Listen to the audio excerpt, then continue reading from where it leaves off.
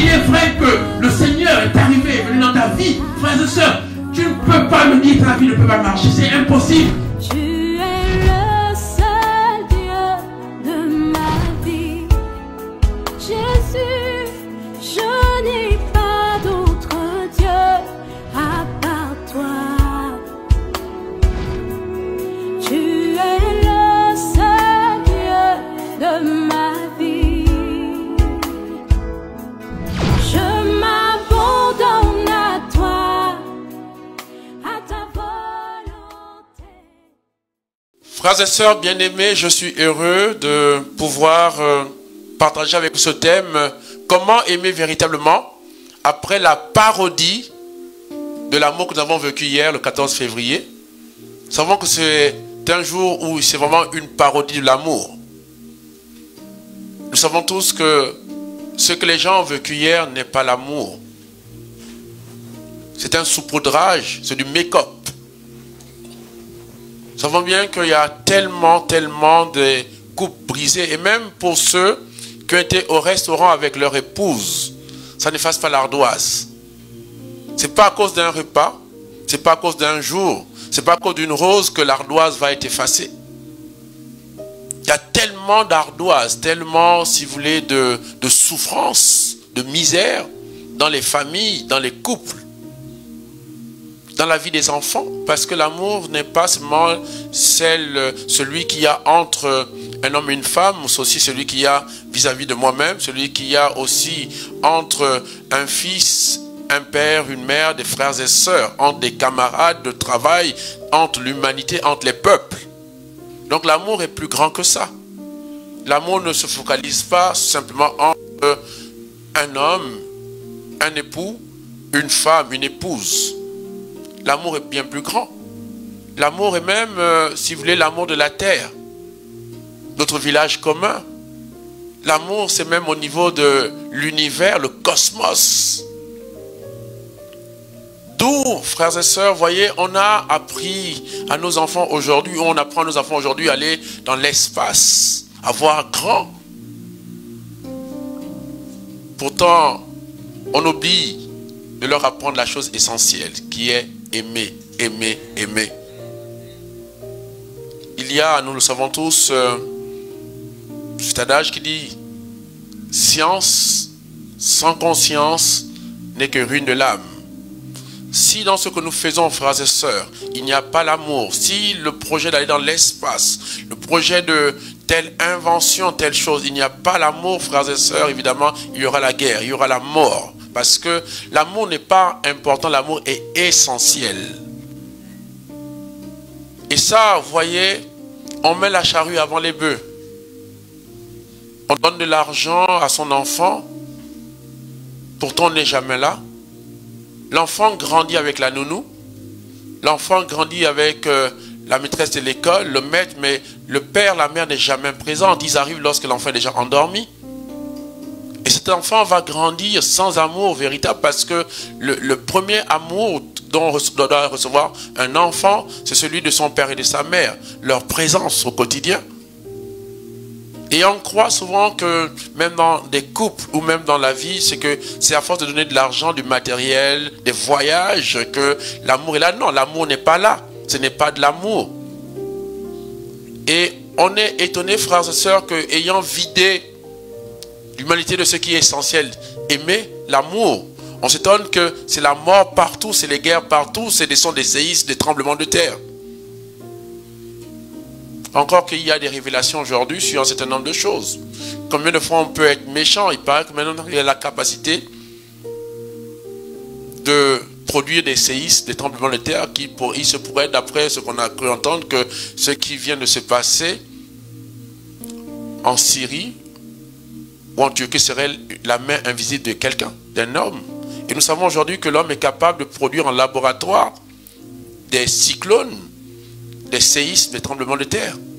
savons que c'est dans la portée de l'homme de produire, si vous voulez, des phénomènes dits de la nature, alors que non, c'est des phénomènes créés en laboratoire. Nous savons aujourd'hui que tant de virus, même celui du Covid, du sida, c'est une main invisible, c'est une main noire qui est passée par là. Mais ça, ce n'est possible que lorsqu'il n'y a plus d'amour. Parce que lorsqu'il n'y a plus d'amour, c'est la haine, c'est la mort, c'est la destruction, c'est le déluge, frères et sœurs. Ce n'est que larme sur larme, c'est la vallée de l'ombre et de la mort. Ce sont des ravages parce que aujourd'hui, ceux qui nous dirigent, aujourd'hui, ceux qui grandissent dans l'humanité, c'est des gens sans amour. C'est des gens qui ne savent plus aimer. C'est des gens qui ne savent que calculer, des gens qui ne savent que l'intérêt. Voilà pourquoi j'aimerais, frères et sœurs, nous demander vraiment d'être attentifs parce que je disais aux gens, on court pour beaucoup de choses. On court pour des choses qui peuvent paraître importantes mais qui ne sont pas essentielles. Ce qui est essentiel, frères et sœurs, c'est l'amour. Mon peuple meurt par faute d'amour. Si le monde est froid comme il est aujourd'hui, c'est par manque d'amour, frères et sœurs. C'est pour cela que je voudrais, avec vous, reparcourir comment aimer véritablement, en sachant une chose, évidemment, c'est que l'amour ne se dit pas, l'amour ne se définit pas, l'amour se vit. C'est pour ça que je demande au Seigneur qu'au-delà de mes paroles, que vraiment qu'il y ait une présence ce soir dans ta vie, qui ne passe pas ce soir sans qu'il ne puisse te toucher. Que ce soit vraiment que ce que je vais dire, parce que chaque fois que quelque chose est proclamé, quelque chose est prêché, la parole de Dieu l'amène à l'existence. J'aimerais faire exister à nouveau l'amour dans ton cœur, dans ta famille, dans ce monde malade. Parce que le seul remède contre la guerre, contre la haine, contre le froid, contre l'égoïsme, c'est l'amour.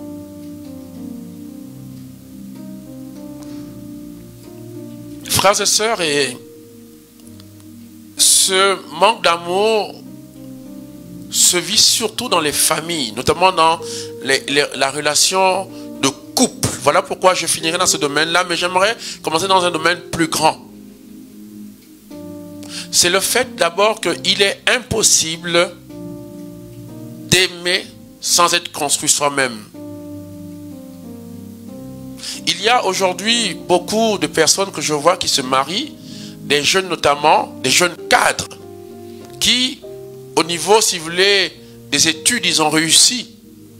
Au niveau social, peut-être ils ont réussi, mais ils n'ont pas de maturité psychologique, de maturité affective. Ils n'ont aucune réussite en termes d'amour. C'est des gens qui ne savent pas aimer. C'est des gens qui ne savent que peut-être les maths, la biologie, le domaine, le marketing, le domaine dans lequel il est. Mais c'est des gens qui sont incapables d'assumer une vie de couple, une vie conjugale, maritale, parce que c'est des gens immatures, c'est des gens irresponsables. C'est des gens en fait qui, psychologiquement, qui n'ont pas réussi, si vous voulez, au niveau de l'humanité.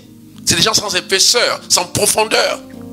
C'est des gens blessés, des gens, des semeurs de destruction, des hommes amers, des gens à l'intérieur pleins d'asticots. C'est des gens peut-être, si vous voulez, à l'extérieur, ils ont de l'argent. Je vois des jeunes cadres aujourd'hui, 24 ans, qui ont appris, qui ont réussi au niveau des études, mais qui n'ont pas réussi dans la vie, qui n'ont pas réussi dans l'essentiel qui est l'amour. C'est des gens complètement qui ne savent pas ce que c'est qu'aimer, des gens remplis d'égoïsme.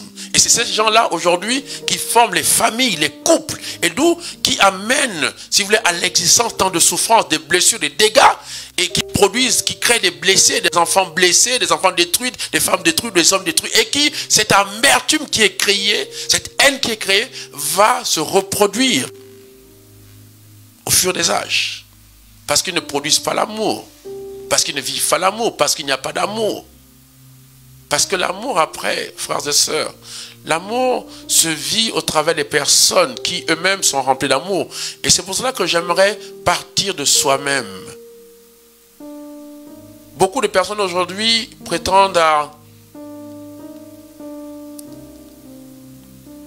une vie conjugale, une vie matrimoniale, une vie affective, mais ils sont incapables.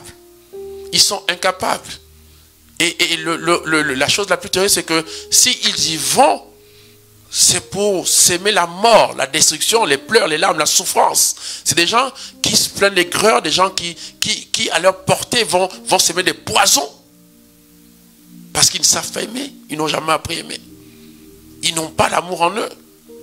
Et donc, j'aimerais partir, frères et sœurs, avant de prétendre vraiment aimer une épouse, aimer les enfants, aimer, si vous voulez, il faut partir de soi-même. Lorsque l'homme a été créé, il a d'abord été créé seul. Adam n'a pas été créé ensemble que Ève. Ève est venue bien avant. Et il y a eu un processus de maturité, un processus de responsabilité, un processus, si vous voulez, d'épanouissement personnel, de construction de soi. C'est la base, le préalable.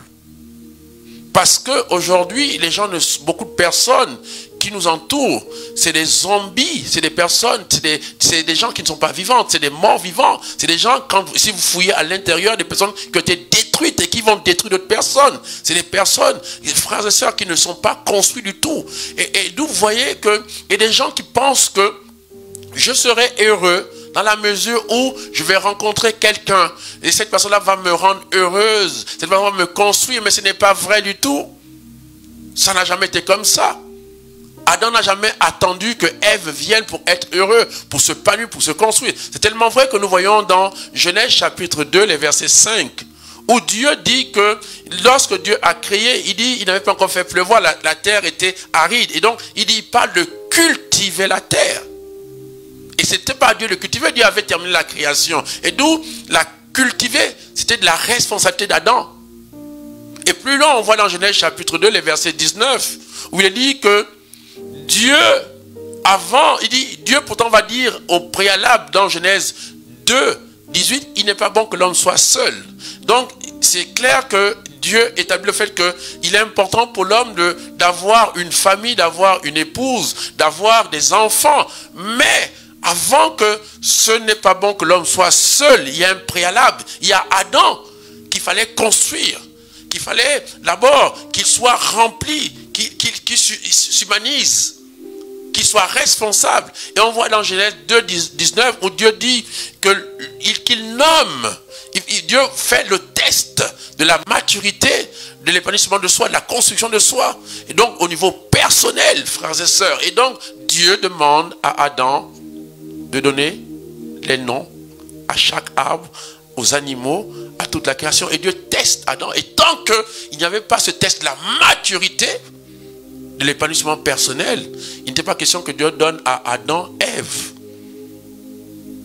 D'où le problème, frères et sœurs, vous voyez, c'est que beaucoup la base, le préalable, c'est que quelles sont les personnes que nous côtoient aujourd'hui, qui je suis moi-même personnellement, comment je suis, je viens dans quel contexte? Est-ce que j'étais dans une famille où vraiment c'était un contexte où il y avait de l'amour, où j'ai fait l'expérience de l'amour, où j'étais construit, où j'ai eu une maturité psychologique, j'ai eu un épanouissement. Je suis quelqu'un qui est d'abord, avant de prétendre à être heureux avec quelqu'un, qui est d'abord heureux tout seul, parce que quand j'irai vers l'autre, c'est pas pour que l'autre me rende heureux, parce que moi-même seul, je suis heureux. Je vais pour donner l'amour. Je vais pour rendre l'autre heureux. Je n'ai pas la prétention à ce que quelqu'un me rende heureux parce qu'il n'y a que Dieu qui rend heureux. Voilà pourquoi, à la base, l'homme n'était pas d'abord avec l'homme ou une femme. L'homme, à la base, était avec Dieu. La première communauté d'Adam, ce n'était pas l'homme, c'était Dieu. Donc, on voit bien que, pourquoi? Parce que, comme dit 1 Jean 4, oui, Dieu est amour. Dieu est amour. Voilà pourquoi, avant de passer du temps avec Ève, Adam a passé du temps avec Dieu. Il a fait l'expérience de l'amour. Et Dieu, qui étant amour, n'a pas amené, n'a pas détruit Adam. Au contraire, Dieu a construit Adam. Adam a fait l'expérience de l'amour. L'amour est créé de Dieu lui-même. C'est pas... Vous voyez, frères et sœurs, voilà les fondations qui ont été faussées. À la base, c'est l'homme seul avec Dieu. Parce que l'homme n'est pas amour, c'est Dieu qui est amour. Et Dieu fait advenir un être responsable à son image, ressemblance, capable de créer, d'amener à l'existence la vie, Zoé. D'où Dieu éprouve Adam. D'où Dieu construit un être. Dans tous les domaines, frères et sœurs. Je disais aux gens que nous sommes faits au niveau de l'âme, nous sommes faits au niveau du corps, nous sommes faits au niveau de la psyché, de l'esprit, de telle sorte que quelqu'un, frères et sœurs, qui est simplement capable d'avoir un rapport sexuel, donc d'être en érection, et que cette personne est immature au niveau de l'âme ou au niveau de son esprit, mais c'est un danger. Parce que les gens pensent que c'est juste le fait que si je suis capable d'avoir une érection, je suis capable de voir, d'avoir une attirance, que non! Est-ce que je suis construit dans mon âme? Est-ce que je suis construit dans mon esprit? Il y a une maturité. Et là, vous voyez, c'est dans la solitude. Solitude avec Dieu. Pas d'abord avec l'être humain. Voilà pourquoi, frères et sœurs, vous voyez, Adam a commencé comme ce qu'on appelle un retranché, un mis à part. Il a passé le temps dans l'amour qui est Dieu. Et Dieu l'a amené à une maturité. Si tu n'es pas mature, si tu n'es pas responsable, si tu n'es pas construit, si tu n'es pas épanoui, je t'en supplie, ne t'engage pas dans une relation familiale, conjugale, même dans les relations interhumaines, parce que vous allez voir que même dans des lieux professionnels, même dans les écoles, on rencontre beaucoup de personnes blessées, détruites en fait, qui viennent des familles complètement abîmées, cabossées. Et c'est ces personnes-là qui amènent l'amertume, les destructions. C'est ces personnes-là, en fait, dans l'histoire de Hitler, il est dit que Hitler, à la base, était quelqu'un qui était né dans une famille où son beau-père était juif, apparemment, où il avait eu des souffrances avec son beau-père. D'où la haine, la colère qu'il avait vis-à-vis des juifs était liée à un vécu dramatique d'enfance. Quelque chose qui était mal passé dans son enfance avec son beau-père. Et d'où, au-delà de ce qui était dit, c'est d'abord, si vous voulez, une expérience de souffrance personnelle qui va reproduire à une échelle mondiale. Et donc, vous voyez, frères et sœurs, c'est que la première chose, avant de prétendre à aimer, il faut se construire. C'est pour ça, dans Matthieu chapitre 15, verset 11, il est dit, ce n'est pas ceux qui entrent qui souillent l'homme, qui fait du mal. Ce n'est pas ceux qui entrent, ce n'est pas celui qui vient en face de moi qui est le problème. Matthieu 15, 18 dit, c'est ceux qui sortent de moi, ceux qui viennent de l'intérieur de moi. Donc, en fait, le problème vis-à-vis des autres, c'est pas dans des relations amoureuses ou autres, interpersonnelles. Le problème n'est pas celui qui est en face de moi, mais c'est moi-même. J'ai toujours dit aux gens, lorsque dans une relation, ça ne marche pas, remets-toi en question. Parce qu'on ne cherche pas à changer l'autre. Essaie de te changer toi-même. Le problème, ce n'est pas l'autre en face, c'est toi-même. Parce que si tu es quelqu'un né dans l'amour, qui a été construit, qui est épanoui, tu seras capable de restaurer des vies. Tu seras capable de transformer des vies. Parce que toi-même, tu es un être qui est transformé. Tu seras capable d'impacter dans l'amour. Et avec l'amour. Et c'est ça le problème. Ce n'est pas ceux qui entrent, qui viennent vers toi, qui entrent dans ta vie. C'est ceux qui sortent, c'est-à-dire toi-même le problème. Matthieu 15, 18. Et ça, c'est important à savoir. Et tout se joue d'abord là.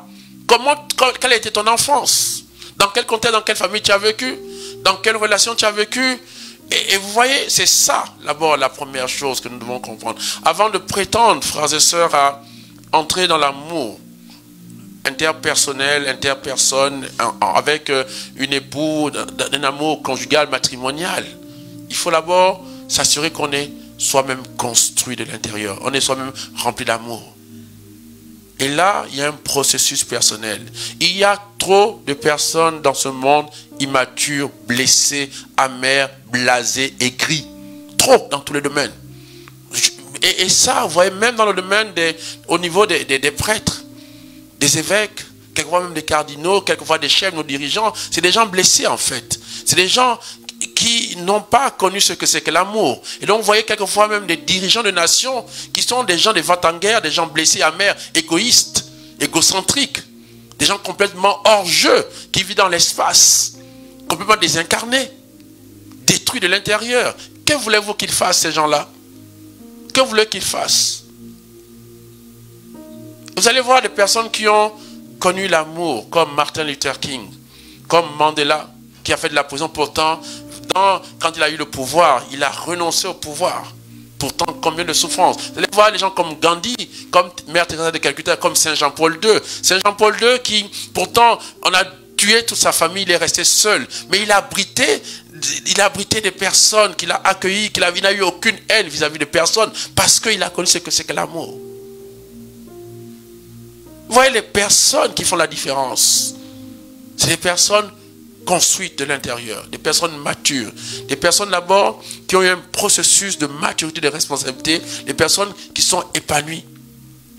Et le problème vient de là, frères et sœurs. Voilà pourquoi il est important, même lorsque tu rentres en relation avec quelqu'un, pose-toi la question, observe.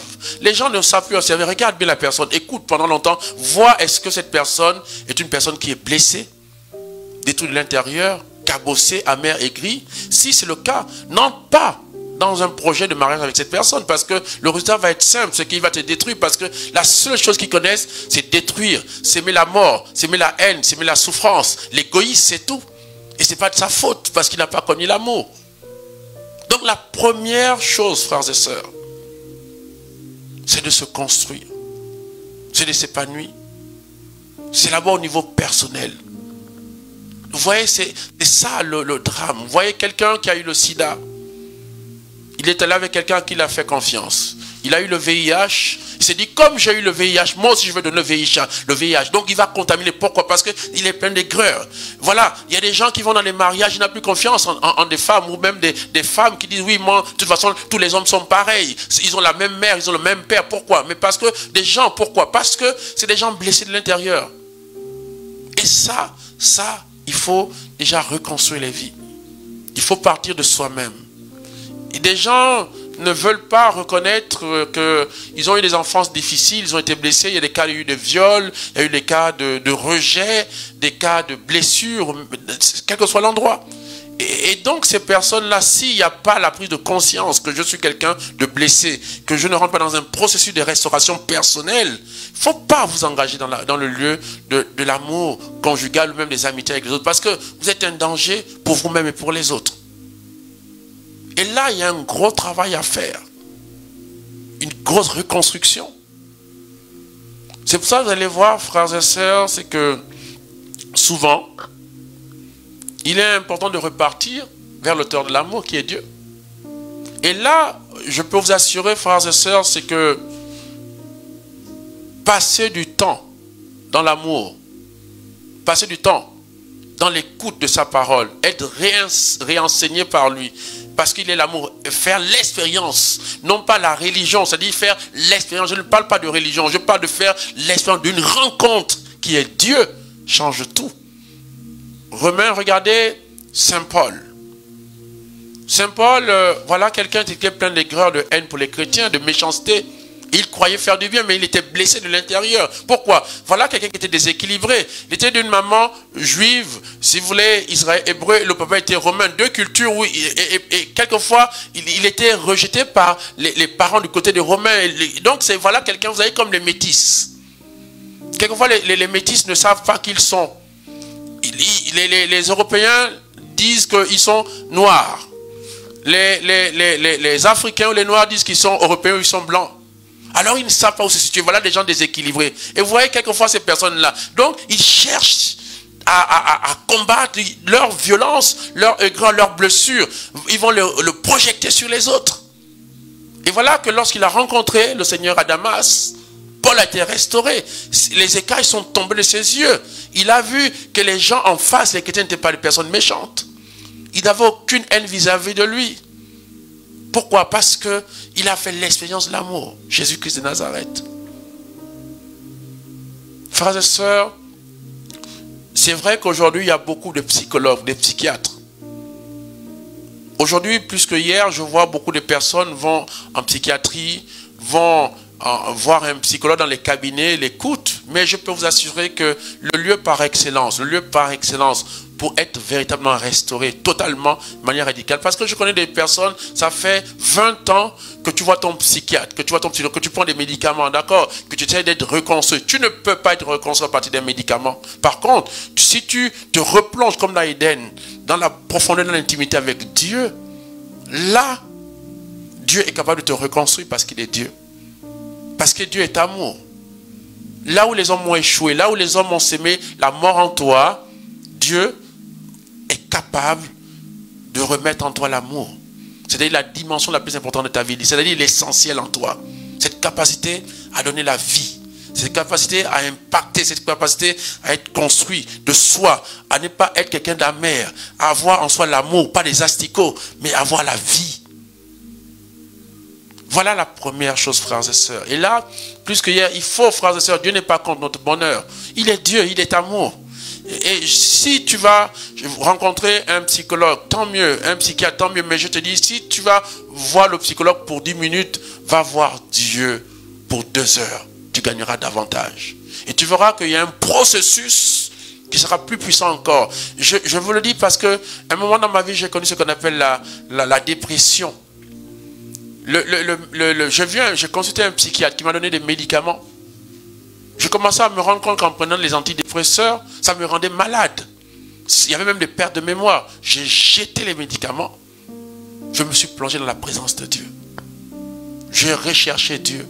Et j'ai demandé, Seigneur, je ne te lâcherai pas tant que tu m'aurais béni, tant que tu aurais restauré en moi, que je n'ai aucune haine vis-à-vis des gens qui m'ont fait du tort, qui m'ont fait du mal, qui m'ont, Seigneur, humilié, Seigneur. Je dis, Seigneur, je refuse la haine dans mon cœur. Je refuse, Seigneur, je veux, Seigneur, mon Dieu, que tu te serves de moi, non pas pour détruire des vies, mais pour construire des vies, Seigneur, mon Dieu. Que je sois un instrument de puissance, un instrument d'amour, Seigneur, qui peut parler de l'amour et qui peut apporter de l'amour, la joie, impacter, Seigneur. Je ne veux pas que mon cœur soit rempli d'amour. Je ne veux pas, Seigneur, être déséquilibré, Seigneur. Je veux que tu me construises. Alors Dieu a commencé un processus. Pourquoi? Parce qu'à la base, ceux qui ne savent pas, je peux le dire haut et fort, j'étais violé quand j'étais jeune.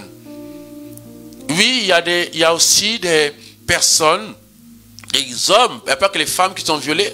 J'étais violé quand j'étais jeune. Et donc cette chose que j'ai vécue dans mon enfance a sémé du désordre en moi. Ce désordre ne peut être réparé que par la présence de Dieu, par l'amour de Dieu. Non pas d'un homme d'abord, parce que c'est Dieu. Il faut repartir comme Adam et Ève dans le jardin. Dieu est amour et Dieu te réapprend l'essentiel. Il t'apprend, tu vis l'amour parce qu'il ne définit pas l'amour. Tu fais l'expérience de l'amour. Dieu te construit, Dieu te reconstruit. Frères et sœurs, Dieu nous rend épanouis. Oh, j'aimerais dire à quelqu'un ce soir, dis au Seigneur ce soir, Seigneur, que il est hors de question que tu passes sans me toucher ce soir. Hors de question. Hors de question, mon frère, toi qui m'écoutes ce soir, que à partir de cet enseignement, tu restes le même. Il est hors de question que tu restes avec ces blessures, avec cette haine, avec cette aigreur, avec, tu vois, le fait que toujours c'est toujours les autres. Non, que tu commences à te dédouaner par rapport à ta responsabilité, au processus que tu dois être mature en toi. Il est hors de question que ce soir, après cet enseignement, tu restes comme tu es, parce que tu peux réagir, tu peux encore être reconstruit. Il y a encore un Éden pour toi. Dieu est capable, parce que il a dit que chaque soir, Dieu passait pour visiter Adam et Ève. Alors, à chaque fois qu'il passait, Adam n'était pas le même. Alors, je voudrais te prendre, avant d'aborder véritablement le second volet de cet enseignement, je voulais d'abord te dire, il y a d'abord toi-même. Il faut te reconstruire. Tu as besoin d'être guéri. Tu as besoin d'être restauré. Tu as besoin de réapprendre, de faire l'expérience de l'amour. De dire que c'est vrai, je ne connais pas ton histoire. Tu as peut-être été abusé, violé, tu as peut-être tu as connu ce qu'on appelle l'abandon, l'humiliation.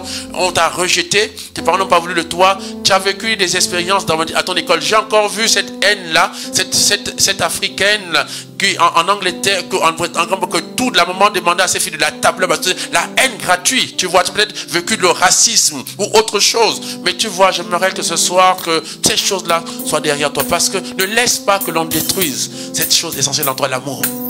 Alors demande au Seigneur ce soir, que avant vraiment, parce que ce soir il est en train de passer, parce que ce soir il est en train de visiter l'endroit où tu es, parce que ce soir par ma voix, l'amour est là et l'amour est présent. Il est capacité à restauration, à la maturité, il est capacité à être guéri, il est El Rafa. Alors demande-lui ce soir, Seigneur, il est hors de question que tu passes sans me toucher. J'aimerais commencer par dire ça. Avant de commencer avec les autres, d'abord toi-même, toi qui m'écoutes ce soir, il est hors de question que tu restes le même. Que tu restes quelqu'un de amer, d'aigri, quelqu'un plein de méchanceté. Non!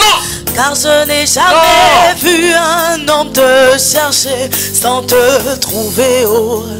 Car je n'ai jamais vu un homme te chercher sans te trouver haut. Yeah, baba, baba, baba, baba, baba. Yeah, baba, baba, baba, baba, baba.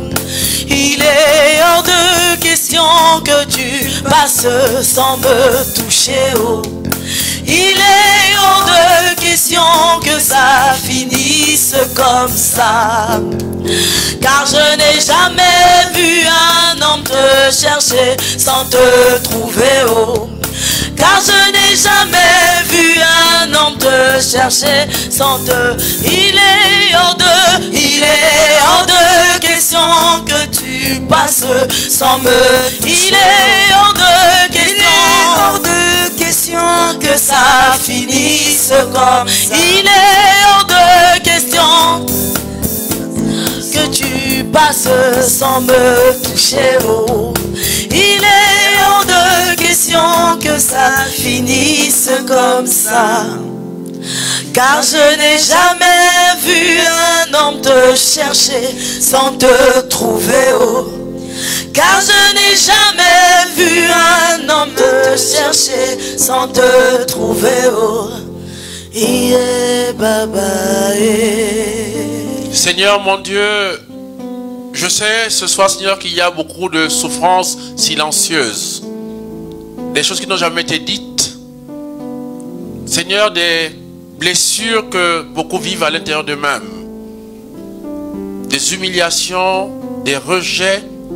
Des gens qui n'ont jamais connu l'amour. L'amour d'un père, d'une mère. L'amour des amis, l'amour des frères. Des gens, Seigneur, qui ont été dans un contexte où ils ont été détruits à l'intérieur. Oh Seigneur, mon Dieu, je te prie ce soir au nom de Jésus, Père. Père, je te prie vraiment d'écouter cette personne qui maintenant m'écoute, Seigneur. Il est hors de question, Père. Je te supplie au nom de Jésus, toi qui passais chaque fois à Éden, visiter Adam et Ève. Seigneur, toi qui passes ce soir, Père, je prie au nom de Jésus, Père, que cette personne soit visitée, soit restaurée, guérie, Seigneur. Tous ceux qui sont dans la dépression depuis des années, ceux qui vivent les angoisses, les insomnies, Seigneur, ceux qui vivent l'humiliation, le rejet, Seigneur, ceux qui ont été abusés sexuellement, ceux qui ont connu l'inceste, Seigneur, ceux qui n'ont jamais connu leur père ou leur mère, Seigneur mon Dieu, tous ceux, Seigneur, qui vivent, Seigneur, des situations où, Seigneur, ils sont peut-être métis, donc rejetés par les Européens, rejetés par les Africains, Seigneur mon Dieu, qui ne savent pas trouver leur place, Seigneur, tous ceux, Seigneur, qui sont remplis de colère, de haine, Père, je te prie au nom de Jésus ce soir. Tu es El Rapha. Seigneur, guéris les cœurs. Seigneur, parce que nous savons, Seigneur, que ce n'est pas ceux qui entrent qui souillent l'homme, mais ceux qui sortent, Seigneur. Seigneur, va dans les profondeurs de leur âme, de leur cœur. Oh Seigneur, restaure, Père. Je prie, Seigneur, que par ce cantique, Seigneur, voilà pourquoi je voudrais, toi qui m'écoutes ce soir, comme un processus de guérison intérieure, de restauration de ta vie, j'aimerais que tu reprennes, dis au Seigneur, de toute ton âme, de tout ton cœur, de toute ta force, Seigneur, il est hors de question, Seigneur, que tu me laisses dans cet état. Seigneur, j'ai besoin de toi. Et reconnais que tu es malade, reconnais que tu as besoin d'aide, reconnais que le médecin par excellence qui est Dieu est là présent. Dieu n'est pas contre ton bonheur, il existe. C'est lui qui t'a créé. Tu as besoin de repartir à Éden, dans l'intimité de ce Dieu qui est amour. Fais l'expérience d'amour véritable. Si les hommes ne t'ont pas aimé, si les hommes t'ont rejeté, si les hommes t'ont blessé, Dieu est capable de te restaurer parce qu'il est amour. Il n'y a rien d'autre en dehors de Dieu que l'amour. Alors demande à ce Dieu-là de te restaurer. Car je n'ai jamais vu un homme te chercher sans te trouver haut. Il est hors de question que tu passes sans me toucher haut. Il est hors de question que ça finisse comme ça. Il est hors de question que ça finisse comme ça. Car je n'ai jamais vu un homme te chercher sans te trouver haut. Car je n'ai jamais vu un homme te chercher sans te trouver haut. Yeah, Baba, Oui, Baba est là. yeah, Baba est là. Toi qui m'entends, je te parle au nom de Jésus maintenant. Là où tu es, tu n'es plus seul. Dieu a entendu tes cris. Dieu a entendu ta solitude, tes larmes, tes souffrances, tes découragements, tes doutes, ta crise. N'aie pas peur de crier à Dieu. Il est dit que lorsqu'un pauvre crie, Dieu entend sa voix. Crie vers ton Dieu ce soir. Dis-lui, Baba, Baba. Il est hors de question, Seigneur, que tu me laisses comme je suis, Seigneur. Je suis quelqu'un de brisé, de détruit, Seigneur, plein de colère, de haine. Seigneur, je ne connais que la haine, la colère, la révolte, Seigneur mon Dieu. Je ne connais que l'aigreur, Seigneur. Père, Seigneur, redonne-moi la capacité d'aimer. Reconstruis-moi, restaure, Seigneur, mon âme. Restaure, Seigneur, mon esprit. Restaure, Seigneur, mon corps, Seigneur. Oui, Seigneur, je suis abîmé de l'intérieur. Je suis détruit de l'intérieur, Seigneur, mon Dieu. Trop de volcans en moi. Trop de colère, Seigneur, en moi. Trop de souffrance, Seigneur. J'ai envie d'exploser. Oui, je sens que tu as envie d'exploser. Il y a plein de colère qui monte en toi. Crie, laisse les larmes s'écouler, oui. Pendant que tu es en train de pleurer, ton temps de guérison, de restauration a commencé. Les larmes qui sortent avec l'amertume, la colère, sortent avec l'aigreur. Oui, laisse-toi toucher par le Seigneur qui passe en ce moment. J'insiste ce soir parce que c'est les fondations même pour aimer. Tu as besoin d'être restauré. Oui, papa est là. Papa est là. Oui, Baba, papa, oui. Oh, chacun des mots. Seigneur, visite vraiment ton peuple. Seigneur, visite tes enfants, Seigneur, ce soir, Père. Seigneur, les médecins, les psychiatres, les psychologues sont incapables, Seigneur, de faire ce que tu peux faire. Père, toi, tu peux redonner, Seigneur, un nouveau cœur, une nouvelle âme, un nouvel esprit. Seigneur, mon Dieu, je prie ce soir, Père, que tous ceux qui souffrent, Seigneur, mon Dieu, ceux qui sont brisés de l'intérieur, Seigneur, Père, soient restaurés, Seigneur, qui est de la maturité, la responsabilité, Seigneur, mon Dieu. Seigneur, qu'ils fassent l'expérience de l'amour. Seigneur, ils ont besoin d'être aimés, de se sentir aimés, Seigneur, mon Dieu. Chasse, Seigneur, mon Dieu, de leur vie, Seigneur, les peurs, les angoisses, les fatigues, Seigneur, mon Dieu, les doutes, Seigneur, mon Dieu. Oui, Seigneur, viens donner l'épanouissement. Viens reconstruire les vies, Seigneur. Seigneur, lève un peuple de personnes, Seigneur, mon Dieu, épanouies, Seigneur. Seigneur, que les égoïstes sautent. Les égocentristes sautent, Seigneur, mon Dieu. Oh, chaka, baba. Imba, chaka, imba, baba. Baba est là, il va me guérir. Il est Baba est là, il va me restaurer. Oh, il est Baba Baba. Amen. Alors, ça c'était vraiment le point de départ pour aimer. Tu as besoin d'être épanoui, tu as besoin de te construire, tu as besoin d'apprendre à sourire. Tu as besoin, tu te souviens quand tu te dis les projets que tu avais, cette dimension à aimer, à vouloir faire le bien, à vouloir transformer le monde dans le sens du bien, à impacter les vies. Les projets que tu avais, la bonté, la joie que tu avais, l'enthousiasme que tu avais au départ. Tu as besoin de la retrouver, tu as besoin, et je t'assure que Dieu est capable, parce qu'il est amour, de te redonner tout cela en toi, restaurer le vrai toi-même. Passe le temps dans sa présence, comme Adam a passé le temps, non pas dans la présence des hommes, il n'avait ni Ève, ni père, ni mère, mais il avait Dieu. Cherche la face du Seigneur. Recherche sa présence, elle te fera un grand bien. Tu as la parole de Dieu, lis-la tous les jours. Prie intensement. Cherche Dieu de tout ton cœur et tu verras. Ce n'est pas, il va te faire découvrir le vrai toi-même. Comme Paul, les écailles vont tomber de tes yeux. Et tu verras que le monde n'est pas si mauvais que ça. Les gens ne sont pas si méchants que ça en fait. Simplement c'est que tu ne te rendais pas compte que ce n'est pas ceux qui entrent, comme dit Matthieu 15, 11, mais ceux qui sortent, c'est-à-dire l'intérieur de toi qui était abîmé. Reconstruis-toi, repars. Et la première reconstruction, c'est d'accepter que je suis malade. C'est accepter que j'ai été détruit, blessé, que la haine, les mauvaises expériences de la vie, les rejets, les humiliations, les abandons ont détruit ma vie. Frères et sœurs, le premier drame de ce monde aujourd'hui, c'est que nous avons de plus en plus des personnes malades, blessées, des personnes cabossées, des personnes qui ont été ravagées par la méchanceté humaine. Il est dit dans Genèse 6 que la méchanceté avait tellement gagné l'humanité que à longueur de journée, les gens pensaient seulement méchanceté, tu vois. Et c'est pour ça que ça a amené le déluge. Le déluge de ta vie vient de là. Il y a tellement, tu es fatigué, découragé. Les modèles qu'on nous montre à la télévision, il n'y a que la guerre, la violence. Comme si Dieu avait fait une mauvaise chose. C'est faux. Le texte dit que Dieu vit que cela était bon, oui, très bon. L'humanité est belle. Les hommes sont merveilleux. Les femmes sont merveilleuses. Simplement, c'est ton regard qui a changé parce que tu es quelqu'un d'abîmé en fait. Et tu ne le réalises pas parce que tu as besoin d'être reconstruit, d'être restauré au nom de Jésus.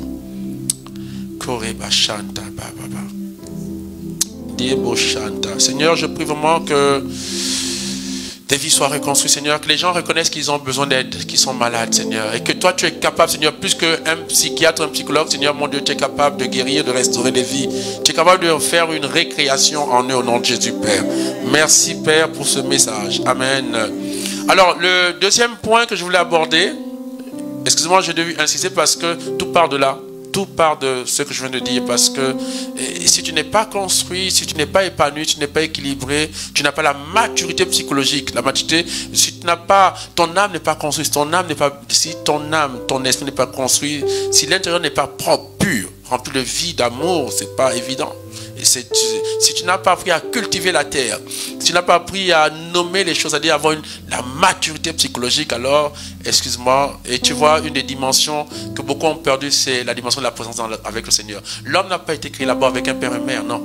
L'homme a été fait là-bas pour passer du temps avec Dieu, être un retranché, être un mis à part. Alors, la seconde chose que je voudrais aborder, frères et sœurs, avant d'aimer, et là, je vais surtout me centraliser dans le cadre de, évidemment, relations matrimoniales, conjugales, parce que c'est là où se vivent beaucoup de drames, parce que la famille part d'un père et d'une mère, d'un homme et d'une femme, de conjoints. Non, je partirai de là parce que c'est de là où tout part, les désordres. Amen. Donc, je voudrais commencer par ce que j'appelle être amoureux. Avant d'aimer, il faut apprendre à être amoureux.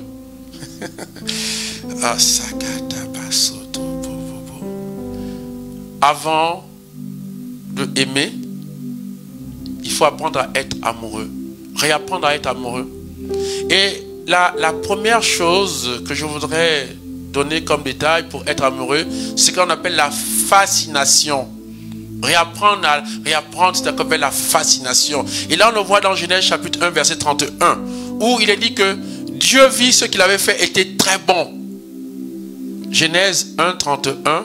Dieu vit que cela qu'il avait fait était très bon. L'émerveillement, l'attirance, la contemplation, le regard contemplatif, discerner la beauté de la personne, l'attrait physique, frères et sœurs. Vous voyez, frères et sœurs, c'est toute la richesse de la personne qui apparaît devant moi. C'est-à-dire que voir, être fasciné par cette personne qui vient en face de moi, et se dire que waouh, c'est l'os de mes os, la chair de ma chair. Waouh, je suis fasciné. Contempler, voir que c'était très beau. La capacité à être fasciné par rapport à l'autre. Et se dire que cette personne qui vient est tellement riche, tellement belle qu'elle est une bénédiction pour moi. Chaque personne qui vient à toi, oh, oui, tu vois, réapprendre l'attrait physique, l'émerveillement. Voir comme Dieu, être capable de dire waouh, waouh, waouh, waouh, waouh, c'est beau, elle est belle, waouh, être fasciné, la dimension de la contemplation, l'attrait, le regard. Vous voyez, il y a des gens, parce que dans Matthieu 5, évidemment, Jésus avait dit que si quelqu'un regarde un homme, une femme, il a déjà péché dans son cœur. C'est pas de ça, c'est pas de la. Il faut pas confondre la fascination et la convoitise, parce que Jésus disait clairement que si tu regardes la femme de quelqu'un avec convoitise, ou même quelqu'un que tu veux déjà coucher avec, là ça s'appelle la convoitise. C'est autre chose. C'est différent de la fascination. C'est-à-dire la capacité à voir que cette personne qui vient devant moi est pleine de ressources, est pleine de richesses, est pleine de ressources. Et elle est une bénédiction. C'est-à-dire que bénédire, dire il bene su di me, su di lei, il bene, le bien, c'est-à-dire que cette personne vient me faire du bien. Elle est pleine de ressources. C'est fasciné. Et donc, vous voyez, être capable... Et là, il y a un problème chez beaucoup, quelquefois, de nos sœurs chrétiennes. Il m'est arrivé de passer en paroisse, puis je vois une mère fidèle, et donc je klaxonne pour la déposer, parce que je vois bien qu'elle va à la paroisse. Elle ne réagit même pas. Elle retourne parce que dans sa tête, elle dit non, je ne dois pas regarder les hommes. Non, non, non, parce que dès qu'on m'a dit si je regarde un homme, j'ai péché. Non! La première chose pour être amoureux ou amoureuse ou amoureux, apprendre la fascination. Regardez. Regardez avec un regard pur. Regardez l'autre comme source de richesse. Pas quelqu'un comme quelqu'un sur qui je veux me jeter. Non. La bestialité, non. Voir que toute personne est une richesse. Et cette personne qui est en face de moi, et voir comme Dieu. Dieu a vu, il a regardé. Dieu, il lui-même a créé, mais lui-même encore s'est mis à...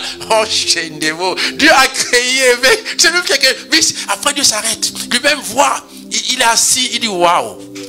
Waouh, waouh, Dieu dit, oh Dieu. N'ayez pas peur, frères et sœurs.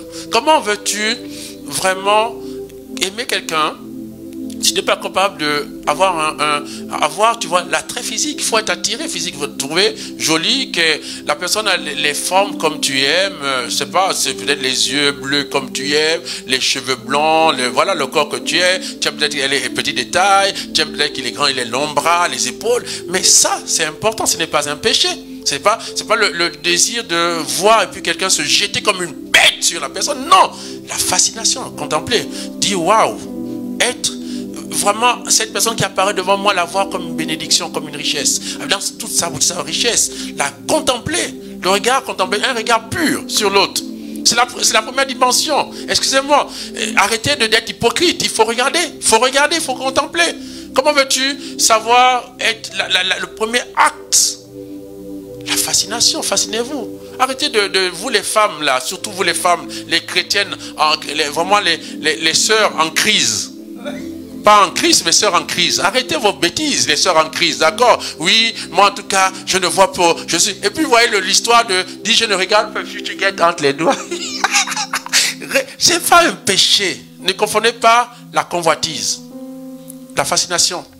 Trouvez que, wow, cette personne est belle. Être attiré physiquement, c'est pas mauvais. C'est normal.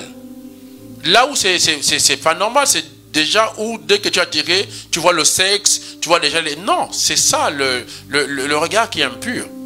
Un regard bienveillant, un regard, voir comme tu peux contempler une rose, tu peux contempler les œuvres, tu vois ce chant, que tes œuvres sont belles. Oui, les œuvres sont belles. Pourquoi si tu es capable d'admirer, si tu veux un coucher de soleil, admirer une rose, admirer de la neige, admirer la mer, pourquoi tu ne peux pas admirer un être humain comme toi? Pourquoi? Parce que dès que moi, donc ça veut dire que regarder la mer, regarder une rose, ça c'est pas le péché. Dès que tu regardes quelqu'un et que la personne t'attire, c'est péché? Non, c'est pas péché. C'est normal, tu es vivante. Tu es vivante, tant mieux, ça fonctionne bien. Les yeux ont été faits pourquoi? Mais pour regarder. Comme souvent, quelquefois, les personnes disent oh non, mais ne regarde pas. Comment tu me dis ne regarde pas? Dieu a mis mes yeux pour que je regarde. La fin du Christ. Alors, donc, ça, la fascination. Réapprenez à être fasciné. C'est l'attrait physique. Il faut avoir des goûts, il faut avoir des choses qui te fascinent. Ça peut être les mollets de la personne. Toi, tu aimes les mollets, tu aimes, voilà, la forme, c'est normal. C'est pas péché. Le péché, c'est dans l'intention quand tu regardes. Tu scrutes, tu regardes les formes, tu essaies de la déshabiller du regard, la voir nue, la manger comme Adam. Vous voyez ce drame, on dit qu'elle vit que c'est très bon. Comment elle peut goûter avec le regard? Il dit, elle vit que c'est très bon. Comment on peut regarder? Elle a, vous voyez, ce regard où maintenant, c'est-à-dire que les sens deviennent folles parce que tu goûtes avec les yeux. Non, ça c'est la convoitise.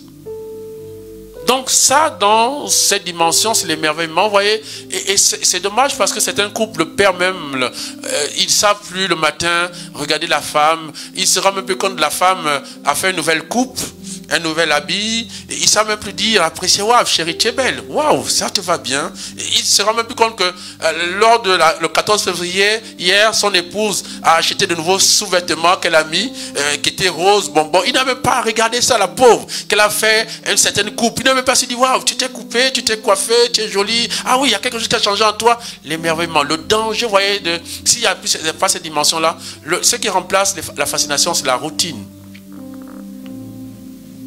Apprenez à vous fasciner. C'est pas mauvais. Ça, c'est la première dimension. La fascination. Réapprenez à vous fasciner, à vous émerveiller. L'attirance, voilà. La deuxième chose, frères et sœurs, dans le processus pour être amoureux, c'est le besoin de la présence. Dans Genèse 2,18, il est dit que Dieu dit, il n'est pas bon que l'homme soit seul. Il n'est pas bon que l'homme soit seul. Le besoin de la présence. Et ça, c'est important. Sentir des vibrations à côté de cette personne. Quand elle est là, quand tu entends sa voix, comme disait dans le chant avec l'oiseau rare, mon cœur fait bunka, bunka, bunka, bunka, bunka, bunka. Oui, on peut aussi se servir des artistes. C'est pas mauvais, les artistes aussi véhiculent des messages très intéressants. Oui, le cœur fait bunka, bunka. C'est normal, lui, que cette présence-là t'attire, te fascine. Quand elle n'est pas là, tu regardes. Il y a même, il est dit dans cette histoire du fameux pasteur, il est dit que le jour où l'église était pleine et que la fameuse fille en question qui l'a tirée n'était pas là, il disait, mais pourquoi l'église est vide comme ça aujourd'hui? Pourquoi c'est vide? Et puis, le jour où l'église est vide et que la personne est là, il a voix, il dit, alléluia, l'église est pleine aujourd'hui. Là, vous vous souvenez qu'un seul être vous manque et tout est dépeuplé. Un seul être vous manque et tout est dépeuplé. Donc, c'est normal. Il n'est pas bon que l'homme soit sur l'attirance, le besoin de la présence de l'autre. Cette personne vous fait du bien. Elle vous apaise, elle vous rassure. Quand elle est là, à peine quand elle est là, vous vous sentez bien, vous vous sentez en sécurité, vous vous sentez rassuré. C'est normal, la présence. Il n'est pas bon.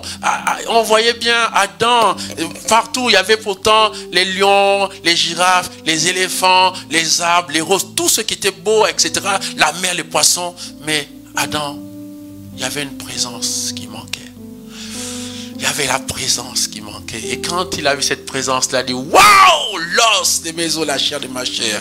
C'est normal, frères et sœurs. Genèse 1,18, il n'est pas bon que l'homme soit seul. Voilà pourquoi, attention, vous les femmes notamment là, qui avez vécu des expériences, d'accord, malheureuses en amour, et qui maintenant, vous utilisez maintenant comme si en fait c'était un bien. De temps en temps, on a besoin d'être seul, ça c'est vrai, mais maintenant, vous vous enfermez, vous passez du temps chez vous, vous ne voyez personne, oui, je vais être seul. Et voilà, non, vaut mieux être seul que mal accompagné. Attention. C'est vrai qu'il faut être seul que mal accompagné. Mais pour un temps, afin de trouver la bonne présence. Parce que tu as besoin de la présence. Il faut arrêter les mensonges. Aujourd'hui, il y a beaucoup de personnes qui ont des insomnies, qui ont des problèmes la nuit, qui ne dorment pas. Il y a même des gens qui font des rêves érotiques. Et ils disent que ce sont des maris de nuit. Non, c'est un rêve érotique. Parce que ça fait longtemps que tu es resté seul, ça arrive parce que dans la dimension d'être amoureux, il y a le besoin de la présence de quelqu'un. C'est pas forcément déjà couché, rien que le fait d'être avec elle. Quelquefois, aller dans un restaurant, aller dans l'église où tu es là, quand tu arrives dans un mariage, et mais n'hésite même pas quand tu vas au mariage, va où elle est assise, va où il est assis, va demander, mais toc, excusez-moi, est-ce qu'il y a la place est occupée ou pas? Tu sais que c'est pas occupé, demande, puis installe-toi, parce que même sans dire, s'il n'y a rien, et tu vois, c'est important, et puis pendant le repas, non seulement, même s'il ne te dit rien, tu vas le regarder dans les yeux, tu vas le contempler, la fascination, en même temps, la présence. Tu es contente, même s'il n'a rien dit, mais quand tu rentreras le soir, sa simple présence t'a fait du bien. Vous voyez la présence remplie. Il n'est pas bon, l'homme n'est pas fait pour être seul. Sinon, Dieu n'aurait pas créé Ève. Ève vient d'une première expérience que Dieu a d'abord créée. Vous voyez, ces gens qui s'entourent de tous les gadgets, la voiture ne remplace pas un être humain. Ton argent ne remplace pas, la télévision ne remplace pas, si tu veux, tout ce qu'il est, c'est pas l'être à côté de toi n'est pas une présence de décoration. Non, c'est pas un objet. C'est une présence réelle. C'est une présence théologale. C'est une présence relationnelle. On parle de l'altérité, l'alter ego. C'est d'ailleurs que tu es fait pour entrer. L'homme est un être de relation. L'homme n'est pas une monade. L'homme n'est pas une île. L'homme est un être de relation. Et ça, c'est important à savoir. Donc, le besoin de la présence. Ça, c'est la deuxième chose. Alors, troisième chose, frères et sœurs, qui va être un degré plus grand, c'est celui de créer la complicité. Créer la complicité. Et on le voit dans Genèse 2, 23, où il dit, c'est l'os de mes os, la chair de ma chair. Il se rend compte qu'il y a des points communs, il y a des connexions, il se retrouve quelque part à travers l'autre. C'est-à-dire que il faut devenir intéressant par rapport à l'autre, il faut vous faire intéresser par rapport à l'autre. Il faut commencer, c'est là dans ce domaine-là que si vous ne vous mettez pas en mouvement pour que l'autre s'intéresse à vous, d'où par exemple le fait que quelquefois il suffit, ah bonjour, vous allez bien, le bonjour, n'ayez pas peur de saluer pour que la personne vous regarde quand même, créer l'intérêt par rapport à l'autre. Si vous voyez, il y a dans un mariage ou une cérémonie, il est là où il est assis, où elle est assise, il n'y a personne, allez-y à côté, asseyez-vous, dites est-ce qu'il y a personne, et puis asseyez-vous, commencez, ah bonjour, vous allez bien, faites-vous susciter l'intérêt, devenez intéressant, faites-vous, et puis essayez de commencer à faire, se rendre intéressant, c'est-à-dire que l'autre, faut que l'autre s'intéresse à ce que tu es, à ce que tu fais, à ce que tu vis, à ta foi, voilà, fais en sorte que deviens intéressant, que l'autre s'intéresse à toi. Et ça commence par ça, créer la complicité. C'est à ce moment-là que l'on découvre que, au bout d'un temps, quand on a des visions communes, des points communs, on se rend compte qu'il y a des accointances, il y a des connexions, et là, on commence à entrer dans la profondeur. Et ça commence parce qu'au fur et à mesure qu'il s'intéresse à toi, il se dit, ah tiens, oh, mais moi aussi, ah bon, ah oui, ah tiens, ah, voilà, se rendre intéressant parce que, voilà, que l'autre, finalement, s'intéresse à qui tu es, ce que tu fais, ce que tu vis, à ta foi, etc. C'est ça. Et à partir de ce moment-là, vous allez commencer à découvrir au fur et à mesure que vous avez des points en commun. Vous avez des projets en commun, vous allez rendre compte qu'en fait, il y a des choses qui se recoupent dans votre vie. Il y a des connexions. Et ça crée la complicité, ça crée la profondeur. La profondeur commence. Et ça va amener, frères et sœurs, à créer une amitié entre vous. Je disais aux gens que l'amitié, frères et sœurs, c'est la dimension la plus excellente dans si vous voulez, les rapports humains. Je disais aux gens qu'on a des connaissances. J'ai connu quelqu'un à l'école. C'est une connaissance pour moi, voilà, je l'ai connu. Il va te dire, c'est mon ami. C'est pas mon ami, je l'ai connu à l'école primaire. Je disais après, on a des relations. J'ai des relations par rapport à mes frères et sœurs. Ce sont des relations par rapport à, je suis prêtre, donc mes paroissiens, c'est les relations. Mes collègues de travail, ce sont des relations, on est en relation, d'accord. Donc on a des relations comme ça. Les gens, les mêmes membres de ma communauté, on est en relation, mais c'est pas de l'amitié. Ensuite, il y a un degré encore plus haut, où Jésus dit, je ne vous appelle plus, voilà, mes disciples, mais je vous appelle mes amis. C'est-à-dire que là, quelquefois, dans cette dimension-là, on peut dans toute la vie avoir seulement 3 amis. C'est cette dimension où la personne est capable de vous déranger à n'importe quelle heure. Même à 2h du matin, vous allez vous réveiller. C'est-à-dire que cette personne n'a pas besoin de voir, même si vous êtes président de la République, il n'a pas besoin de signer le protocole, il vient quand il veut. C'est votre ami. Et même si vous êtes en grand réunion, dès qu'il appelle, vous êtes capable de vous excuser. Même si vous avez une réunion, peut-être dire, excusez-moi, vraiment, vous vous excusez parce que votre ami a besoin de vous. Et d'où vous voyez, ça va, voilà pourquoi vous allez voir que l'amitié, c'est du solide, c'est dur. C'est la chose sur laquelle se fonde même l'amour. Pourquoi? Parce que je vous disais que avec le temps, avec, si vous voulez, l'âge qui va passer, avec le fait quelquefois que le corps que la jeune fille guitare que tu as vu, les seins qui étaient debout qui sont tombés avec les allaitements, etc., des tas de choses qui vont disparaître, d'accord? Dans le temps, ce qui rend la relation solide qui va rester, c'est l'amitié. Et c'est là où justement ça parle de créer la complicité, l'intérêt, c'est-à-dire entrer dans des profondeurs au fur et à mesure, devenir des amis. C'est cette chose-là, c'est l'amitié qui dure dans le temps. C'est-à-dire que même quand l'acte sexuel va disparaître, voilà, avec l'âge, avec un certain âge, le mari n'a plus les érections, puis encore s'il a une prostate, peut-être la femme peut encore, mais qu'est-ce qui va faire en sorte que la femme ne le trompe pas, la femme reste, ou encore que dans le temps, quand il n'y a plus tout cet attrait physique, toutes ces choses volcaniques, on a pris de l'âge, qu'est-ce qui reste? L'amitié. C'est ce qui fait durer l'amour dans le temps. S'il n'y a pas d'amitié, voilà pourquoi, vous voyez, c'est quand même dramatique, hein, que des gens en relation dès qu'ils ont un problème, une épouse ou un époux, dès qu'il a un problème, ah non, avant même de parler à son épouse ou à son époux, ah non, je suis allé voir mon ami. Voilà, non, parce que quand tu épouses quelqu'un, quand tu entres en relation avec quelqu'un, le premier ami, c'est pas la relation, parce que cette personne, quelquefois, tu vas voir là, c'est une relation, c'est pas forcément l'amitié. L'ami, c'est celui qui... Vous ne pouvez pas vous aimer sans être d'abord des amis au préalable. C'est impossible. Si vous n'êtes pas des amis, ça ne va pas durer. C'est pour ça qu'il faut de la complicité. Il faut se rendre compte, voilà, il faut créer cette profondeur-là, cette amitié-là, sortir d'une connaissance, sortir de la relation, rentrer dans une dimension, d'accord, telle que, voilà, c'est cette chose. C'est pour ça que, vous allez voir que, on rentre dans une relation où c'est réciproque. C'est plus de la dépendance, je ne suis pas dépendant de lui. Non, il y a le respect qui s'installe. Vous voyez? Voilà pourquoi, dans Jean 15, 13, la parole déclare, Jean 15, 13, il dit, il n'y a pas de plus grand amour que de donner sa vie pour ses amis. Il n'y a pas de plus grand amour que de donner sa vie pour ses amis. Ou encore, d'autres traductions, il n'y a pas de plus grande amitié que de donner sa vie pour ses amis.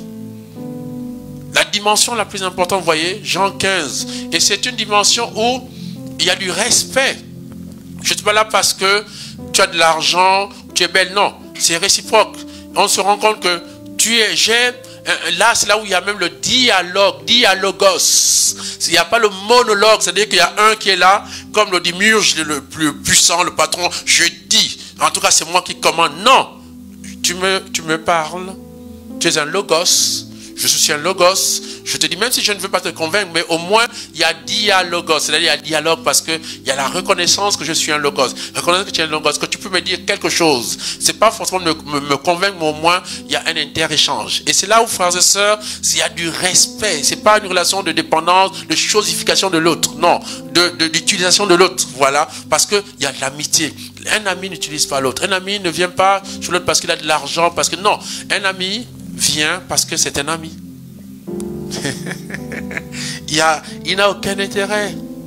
Il a du respect pour toi. Il est prêt, lui, à donner sa vie, à jurer sur toi.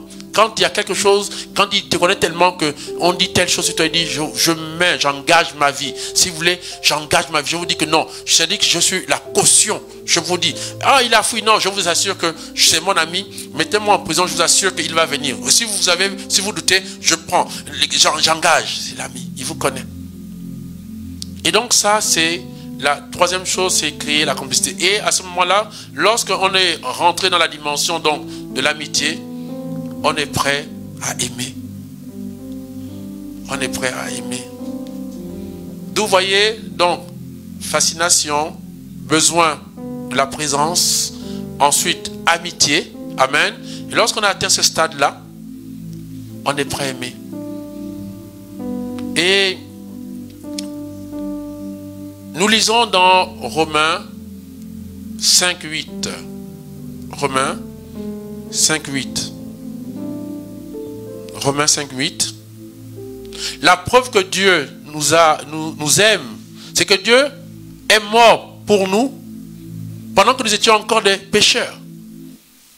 Vous voyez, aimer, frères et sœurs, et là, vous voyez, aimer, c'est une dimension où c'est vraiment ce qu'on peut appeler aussi le partage du cœur. Tu me donnes ton cœur, je te donne mon cœur. Pourquoi le cœur, le partage du cœur? Parce que le cœur, c'est la partie intime de toi-même. C'est-à-dire que si quelqu'un te brise le cœur, tu es morte. Si quelqu'un a ton cœur, il a ta vie entre les mains. Ça veut dire que tu as fait entrer dans cette personne dans ton jardin secret. C'est-à-dire que il n'y a plus aucune barrière. Tu es totalement vulnérable face à l'autre parce qu'il y a ton cœur entre ses mains. C'est un partage, c'est une dimension. Tu as tellement confiance en lui. C'est-à-dire que c'est un degré de tellement. C'est-à-dire au-delà de l'amitié, c'est quasiment ta vie entre ses mains et sa vie entre tes mains. Il y a une espèce d'interconnexion de vie. C'est-à-dire que c'est comme s'il y a une seule chair. C'est-à-dire que vous pouvez vous détruire réciproquement. C'est-à-dire la chose, c'est comme si tu arraches ton cœur, tu dis tiens mon cœur, et toi il te donne son cœur.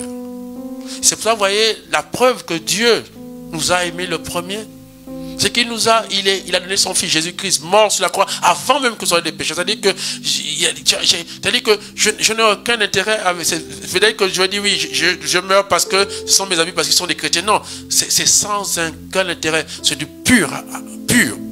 C'est-à-dire que pur intérêt, pure donation, quoi, totale. Vous voyez? Et c'est là que vous allez voir que c'est la kénose.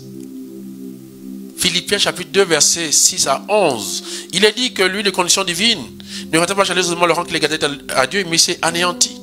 Tu deviens quasiment comme un esclave pour l'autre, totalement abandonné. C'est-à-dire la soumission totale. C'est-à-dire que afin justement que l'autre va te exalter parce que la personne a vu que tu t'es rabaissé, tu t'es donné totalement, tu t'es dépouillé totalement. Et cette personne-là, à cause du fait du dépouillement, du rabaissement, elle te relève. Et c'est pour ça qu'il faut comprendre Ephésiens chapitre 5 verset 22 à 33. On dit, femmes, soumettez-vous à vos maris. Et maris, aimez vos femmes comme le Christ a aimé l'Église. Vous voyez, cette dimension-là de soumission n'est pas de l'esclavage. Non, cette soumission se comprend comme la kénose, un dépouillement total. C'est-à-dire que cette personne, je me soumets, je lui donne totalement mon cœur. Voilà. Pourquoi? Vous voyez, frères et sœurs. Et quand on dit, comme le Christ a aimé l'Église, frères et sœurs, attention. Ça veut dire que quand tu aimes, tu te soumets aussi. Hein? Parce que les gens disent, oui, pourquoi la femme doit se soumettre? Parce que tu ne peux pas ne pas aimer sans. Parce que quand aimer quelqu'un suppose la soumission. Donc voilà pourquoi, attention. Ça veut dire que si on dit les femmes soumettez à votre mari, quand on dit mari aimez votre femme comme Christ a aimé l'Église, ça suppose aussi la kénose, la soumission, le dépouillement total, c'est-à-dire l'abandon. C'est même pire encore que femme soumettez-vous. C'est-à-dire qu'il va mourir. C'est-à-dire tellement rabaissé, tellement dépouillé. Voilà pourquoi, attention, les termes, les gens disent, pourquoi Saint Paul dit, il était, c'est-à-dire il était contre les femmes. Non, c'est pas vrai, au contraire, c'est d'une profondeur terrible. Hein? Et voilà pourquoi je voudrais dire, en terminant, c'est pour ça que ne vous jetez pas de manière précipitée dans l'amour avec l'autre. Voilà pourquoi 1 Corinthiens chapitre 13 verset 4 dit, l'amour prend patience. L'amour éprouve. Il faut éprouver les gens parce que dès que tu as donné ton cœur à quelqu'un, à ce stade-là, si tu ne l'as pas éprouvé, il peut te détruire ta vie. Voilà pourquoi il y a des vies qui sont détruites. Parce que vous n'avez pas éprouvé les gens. Facilement, quelqu'un arrive, piou, il rentre. Il va au-delà. C'est-à-dire qu'il n'y a pas eu encore le processus de fascination, processus de besoin de la présence, processus de l'amitié. Tout de suite, paf, tu donnes directement ton cœur à la personne, mais il va te bousiller. Voilà pourquoi il y a beaucoup d'erreurs, beaucoup de mariages qui ne tiennent pas. Parce que tu ne peux pas donner tout de suite ton cœur à quelqu'un. Il faut éprouver les gens. Il faut prendre du temps. Tu ne peux pas.